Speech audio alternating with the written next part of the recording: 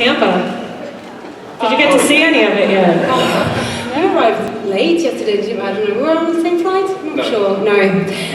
But so far so good, like people are very welcoming. I love it. A little bit more muggy than you're used to, huh? Yeah, it's nice and humid, huh? So what we're gonna do, since there's so many of you, which is awesome, we do have 3 microphones. I know, we have a canine, he's gonna ask you a question too, which I think is great. Oh, cool, what's his name? What is it? Ridian. Very cool. So we've got 3 microphones, and we want to get as many questions as we can from the fans. We won't be able to get them all, obviously, but what I want you to do is, when you get to the mic, stand. Everyone behind the person who's standing, please sit so everybody can still see the stage.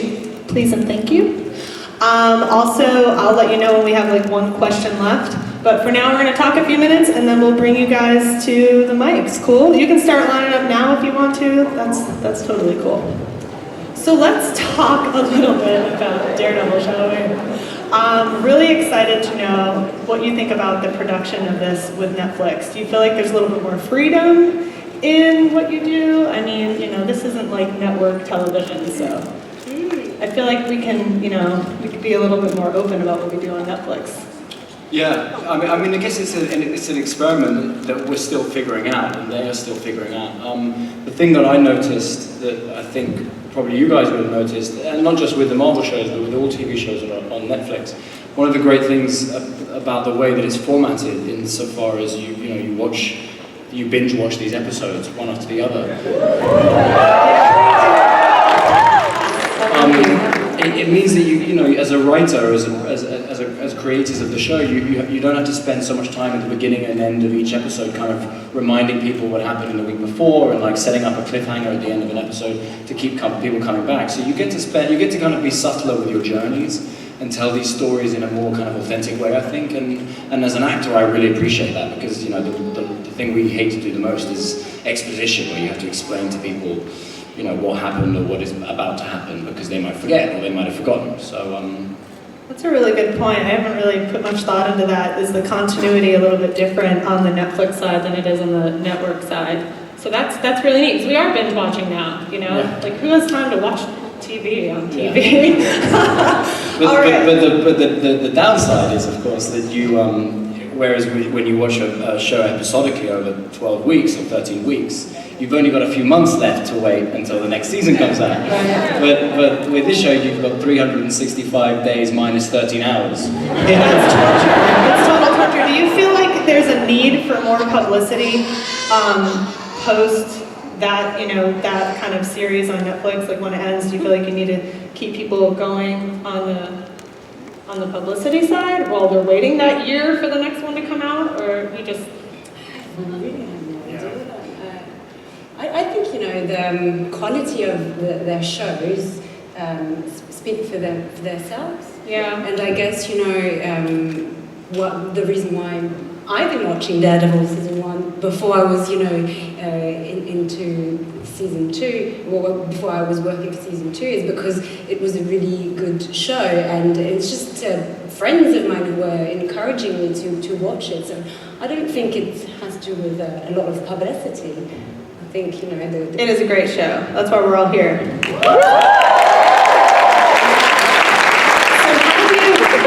I know you've been reading the comics. Have you been reading the comics before? No, I have to be honest. No, I wasn't. But of course, when I was, you know, when I got the part and maybe just a little bit before, yeah, I bought the comics and read them. What do you think about the realization from the comic to the film side of it? Like, how do you think the realization is authentic? Do you think it's really bringing that message through? I mean, it's kind of a street comic, which is really cool, you know? Yeah, well, I mean, also, if you go back to 1964, you know, from then to now, there's been so many different versions of this wonderful character. You know, he's written and he's illustrated in so many different ways. And so I think when I first started reading the scripts and was manically reading, you know, going back in time and reading the comics right from the start, the thing that became evident to me really quickly was that there's no way we can make a show, there's no way we can present a Matt Murdock that is true to all of these renditions of him. You know, I had to kind of read the scripts and figure out who is this Matt Murdock, who is the Matt Murdock in the show that they're writing, and which writers or illustrators kind of best represented this one. And of course I found that with the Bendis Malieve stuff was a really really good example of the show that we were trying to make. Obviously Frank Miller's Man Without Fear, and also Frank Miller's Born Again was one of my favorites to read. And so it's constantly been fun for me to go back, read the comics, read different series, and figure out which ones are valid in terms of what we're trying to do on this show. But the other thing is you have to, if you're going to make a television show, I was kind of gutted when they killed Ben Urich. And sorry if anyone hasn't finished the first season. I spoke to my boss about it. I asked him, I was like, what was the thinking behind that? Because that's a big call, man. And he's such a pivotal character throughout all of the years that they've been writing this comic. And he said, the thing is, if you're gonna make a show for the real fans, you have to do something that's going to make them feel uneasy. You have to do something that's going to tell them that no one is safe. Anything is possible. Otherwise, it's not really drama, is it? Otherwise you watch the show and you think, well, Foggy's not going to die because blah blah blah. Who knows? Maybe he will.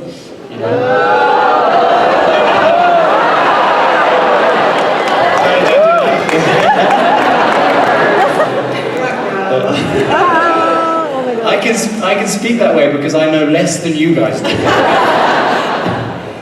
Do you have? Are you excited about implementing a crossover with Luke Cage at all? I mean, that's kind of. Yeah, I mean, I like you guys. I saw the trailer recently for that, and I just think that's going to be so cool, man. I can't wait. And then they're making Iron Fist right now. That's going to be bad. And particularly, I'm really interested to find out what the relationship particularly between Matt Murdock and Danny Rand is going to be like, because that's a really cool dynamic, So I can't wait. I can't wait to see how that all pans out. I think we all can't wait. Yeah. We're so super stoked. Yeah. Okay, I would love to talk to you all day. It would be awesome, but I've got tons of fans here, so let's get to it. I'm going to go 1, 2, 3, and start back over here. So one question, please, so we can get as many people as possible. This young man over here, how are you? Yeah. Hi. Is it working? Hello? Hello. I'm 18. Anyways, hi. I was wondering, what are the possibilities of a crossover between Daredevil and Spider-Man?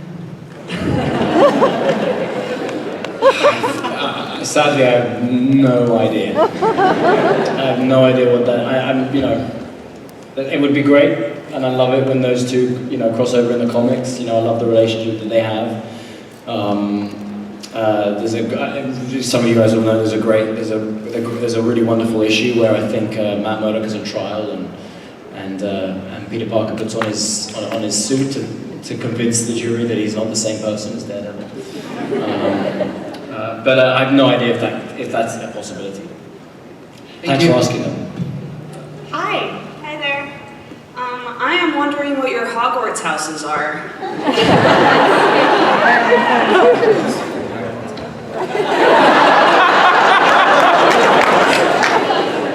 Not a homer, I mean. Do you know anything? I'm learning. I'm here for it. This is an important question. I wouldn't even know where to begin. I mean, doesn't the hat have to choose?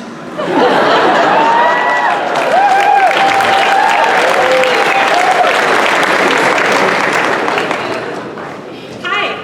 I had a question about the early season of the early part of season 1 when you had that one-take fight scene in the hallway. I just wanted to know. I mean, we all love it here. I just wanted to know what was that like filming? Yeah, great question. So we shot the first 2 episodes of season 1 at the same time because everything else we shoot in order. We shot 1 and 2 of both seasons at the same time, and so we'd probably been filming for a couple of weeks. it's manic when you start a television show, you know. I'd only had the job for 6 weeks, and I was manically training and trying to, you know, get to grips with this character, and, you know, thinking about a lot of things, and training. I'd never done any martial arts training before. I have an amazing stunt double, Chris Brewster, who is an absolute genius. Yeah, give it up for Chris Brewster. And of course, the scene that you're referring to takes place in one shot, in one take. So we rehearsed it all morning. We came in, we rehearsed it all morning. And by rehearse it, I don't just mean the action was rehearsed. It was more the camera movements and what the other guys were doing in the rooms. You know, there's so many things at play for that scene to work. And we did the first take, and we didn't. I think we didn't even get into the first bit of the fight. And then we did the second take. And the second take, we got all the way through the whole scene, and it was kind of good. And everyone was like, huh. So we went to lunch, and then we all gathered around and we all watched it, and everyone was like, you know, it's pretty damn good. There's a couple of moments that weren't perfect, but we could, you know, they're good enough. So there was this like, well, should we go home? And then, you know, Phil Silvera, who's the stunt coordinator, again, a genius, he kind of said, we can do better. We can do better. So why don't we try and do a bit better? So we gave it another go, and then we couldn't get through it. We did take after take, and we didn't finish them, or we did finish them, but they weren't nearly as good. But now we've committed to doing it better, you know? So now it's midnight. We've been there all day. Chris Brewster and I are like absolutely, as well as all the other stunt guys, are completely destroyed. And eventually we were like, maybe we should just go with that early take. And we said, well, we'll do one more. I think this was take 12. And we did one more, and that's the take, the final take, which was just, you know, all those things we wanted to do. Hey, how are you? Hey, I just wanted to know what's been your experience of playing a blind man who can see, sort of.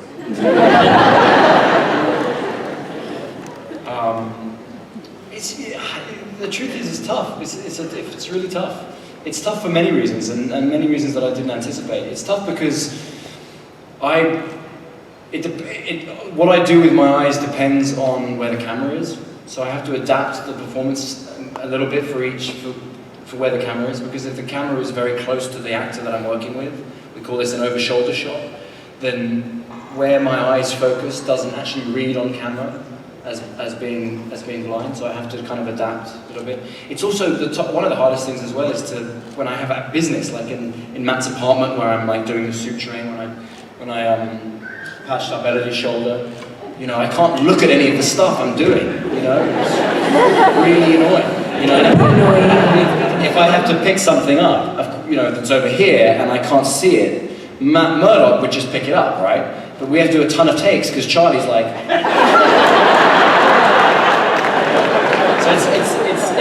So it gets frustrating, it gets annoying, but I really enjoyed it, it's a great challenge, yeah. Who's got a question for Elodie here? Do you find yourself doing it at home just to like perfect it? Yeah, I practice a lot. Yeah, I burnt myself making tea a few times. How to make tea blindly today. Hi. Hi, now that S.H.I.E.L.D. has moved to the 10 p.m. slot, would you like it to be time for S.H.I.E.L.D. to discover what's going on in Hell's Kitchen? What's that? S.H.I.E.L.D., the ABC show is I know S.H.I.E.L.D., yeah. Yeah, they're getting moved to a later time slot, so they're allowed to do a lot darker stories. Oh, like, is that true? Yeah. Oh, cool, good to know. And what was the question? Would you like for your show to finally cross over with them? You know what, look, again, it's very dangerous for me to talk about it because I have no idea the possibilities or whether that's, you know, even on the cards. But any crossover, I think is fun and cool. Whenever they do that, you know, I love the fact that Rosario Dawson's character, Claire Temple, is going through all of these shows. She's amazing, and there's some, you know, we did a scene in season 2, and I hadn't seen Rosario because I hadn't worked with her that season for a while. It was, I can't remember what episode, but I came to the hospital and we had a conversation, and I said, and she had a big cut on her eye, makeup, but a cut. And I was like, why do you have that? And she said, oh, because in the timeline I've just finished doing this thing on Luke Cage. So that's gonna, like, they have to think about her makeup because it's all it follows a particular date, a timeline. So that I see her in one episode in Daredevil season 2, but meanwhile she's done something with Luke Cage in that show, and I think that's brilliant. I love that stuff. Thank you. What would be like your best mashup ever? Like anybody goes. I'm going to let Elodie answer this question. And I'm the specialist. I don't know. If you were like, okay, these are my favorite characters, let's do a mashup. Mashups are so much fun. On my show. It's like just like yeah. Still No, mashup? Charlie, you want. We could talk about Peter Griffin if you want to. We could bring anybody in. Look, I know that this is probably not what I'm supposed to say, and I preface it by saying I have no idea what the plans are, or where we go from here, or season 3, or anything like that. But if we do continue to make Daredevil, at some point, I would love to see Bullseye show up.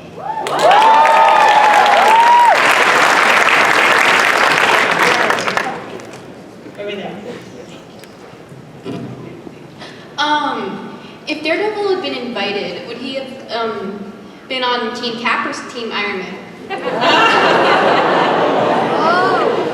I hate this question. I got asked this question in passing. I was walking in somewhere and someone said, Team Cap or Team Iron Man? And I kind of went, Team Cap. And now I feel like I'm beholden to that. So, Team Cap, but only because I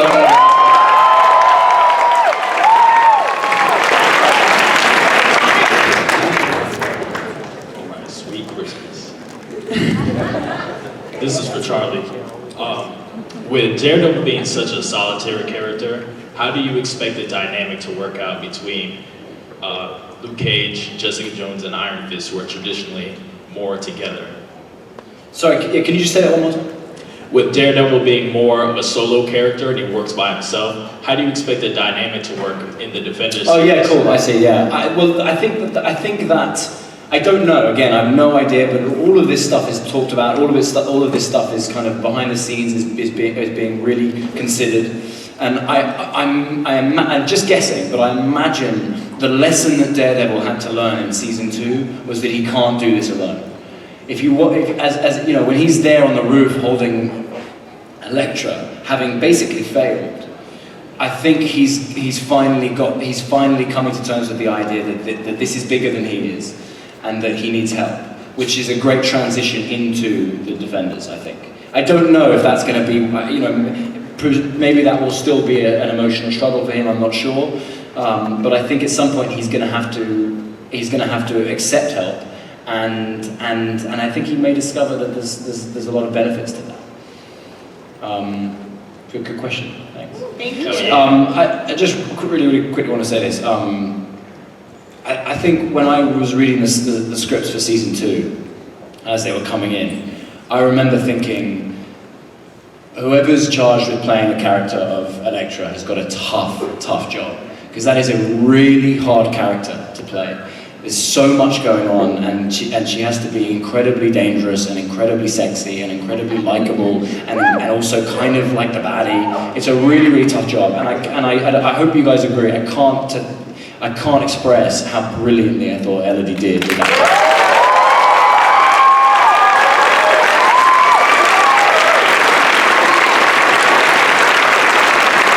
So, having said that, who's got a question for Elodie?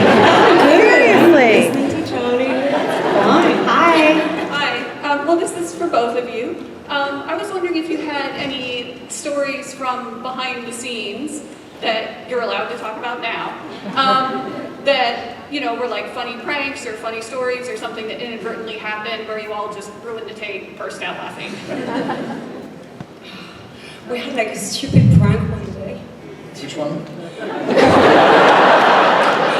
Yeah, not a really memorable one. Well, Elodie and I did a bunch of, what are they called? The dub smashes? Oh yeah, The dub smashes, yeah. In one take. We did it in one take. Huh? I think I posted, I'm spitting. I think I posted on my Instagram somewhere. It is. Everyone's blowing up your Instagram right now. Yeah. That's how I increase my followers. it's hard to think back now. There are so many of those moments, and also now by season 2 we're all good friends, you know. So we Well, you don't remember when there was one day we had to shoot in this car and the glasses were yeah. So obviously it was not really, that's why it's lame, and I should really not say that because you're all gonna say like, okay. But we just started to put some fake caoutchouc glass in our shoes. Oh yeah. Okay, so episode 8 of season 2, it begins with Elektra after the fight by the hole, and Elektra gets stabbed, and then we're in a car chase with the hand following us. So they have fake glass from so that we're not sitting on real glass. It's not going to work. And no, but it was kind of funny because we were kept on when we were waiting around sitting in this car, we kept on trying to get it in the other ones down the costume because it's really hard. Yeah. We do take our job seriously as well. Thank you. Thank you. Hey, how are you? Hi. Hey. Hello. What's your favorite part about playing Daredevil?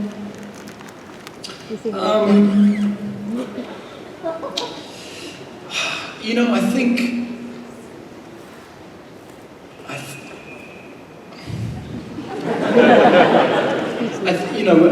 one of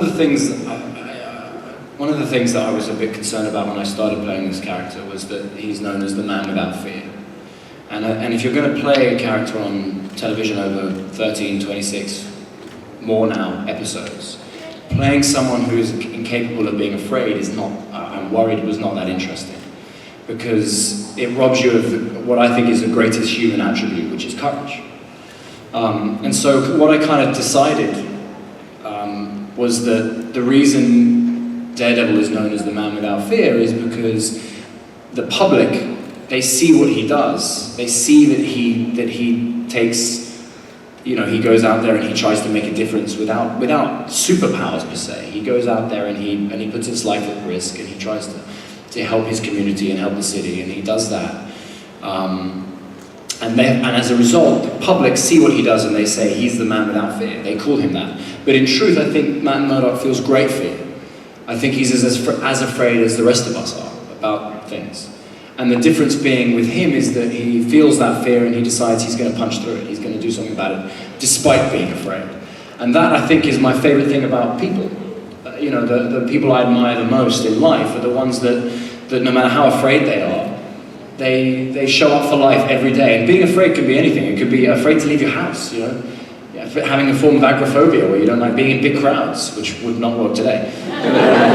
Do you know what I mean? Like anything, just talking to strangers, whatever it is, helping someone in the street, whatever it is, like that causes you fear. If you have the courage and the guts to do that, it's a wonderful attribute. And I think that's probably my favorite thing about Matt.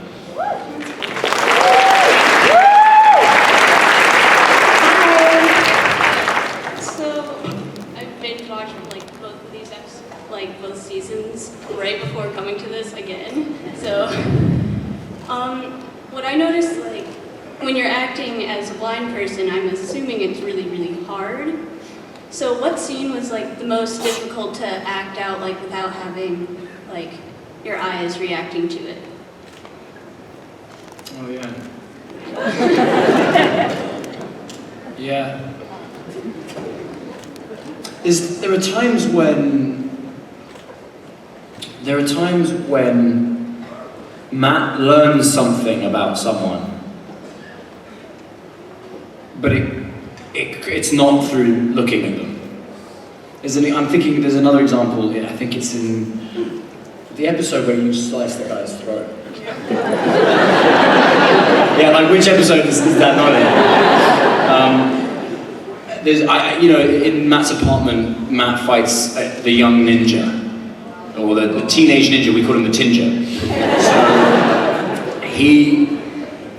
we had to tell the story that, Matt finally gets him down, and we have to tell the story that he knows, that he kind of is shocked that he's only a young boy, that he's, which which takes him, kind of upsets him, takes him aback a minute, and as he's kind of reeling from that information, Elektra comes in and slices the guy's throat. And she's not upset about it. And she doesn't. So, it's hard because we have to let the audience know that he's a kid, so I have to take his mask off.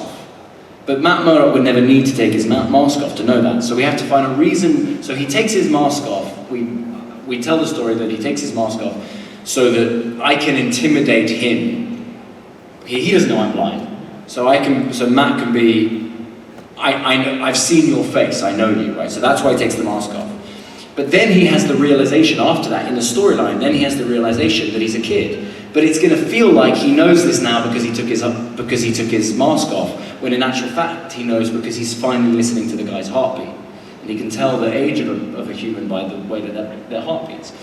That's a very complicated series of things to try and put on camera without it being confusing. So that's one of the things, you know, that I find that I don't know what to do up here in those moments. Yeah, I hope that explains it. Hi, I have a question for both of you.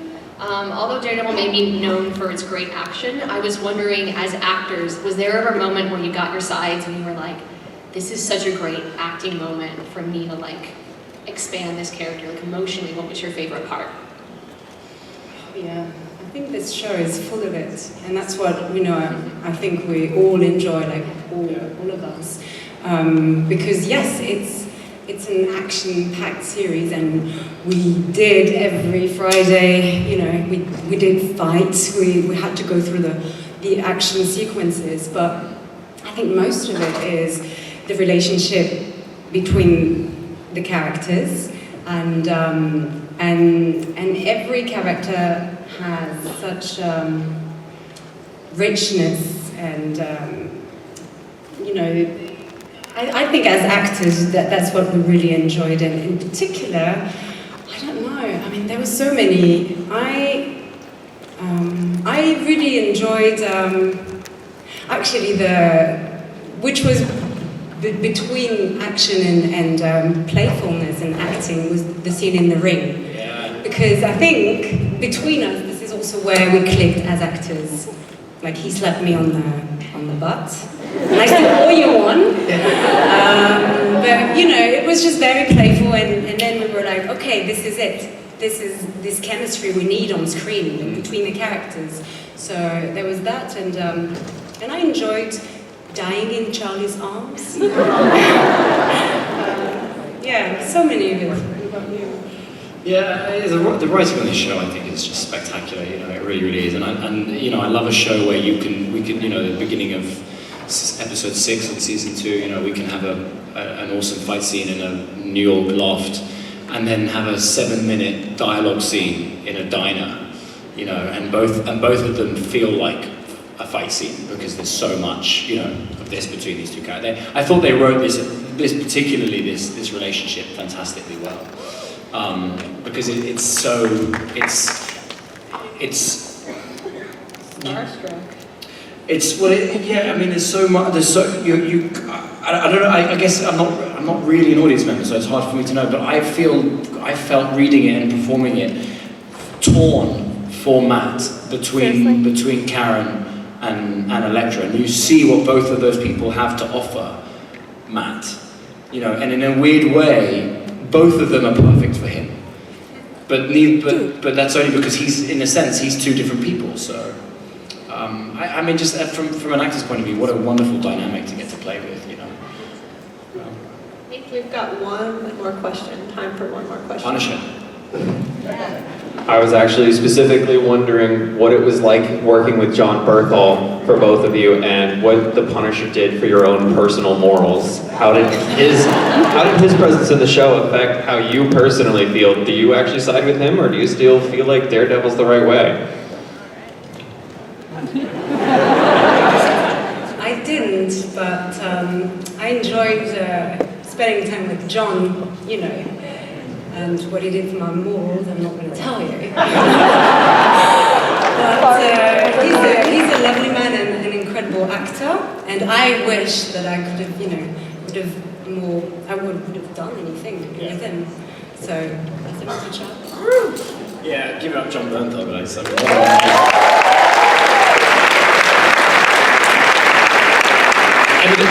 Evidently he was meant to be here, and as we were walking back through here, they'd obviously had to take down a sign that said John Bernthal with a picture of him. So I texted to him saying, "Where are you, dude?"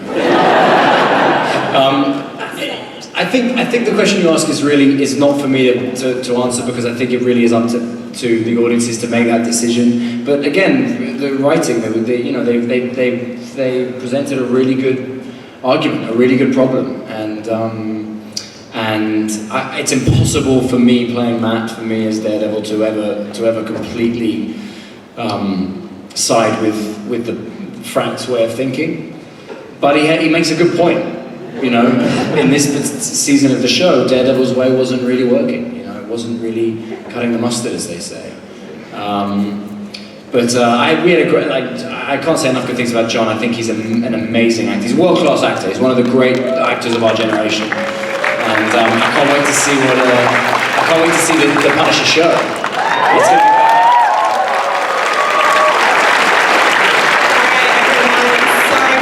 gonna be any more questions, but you should definitely go see them at their tables this weekend, today, tomorrow, all of you, every single one of you. Guys, thanks so much for coming. It's nice to talk to you.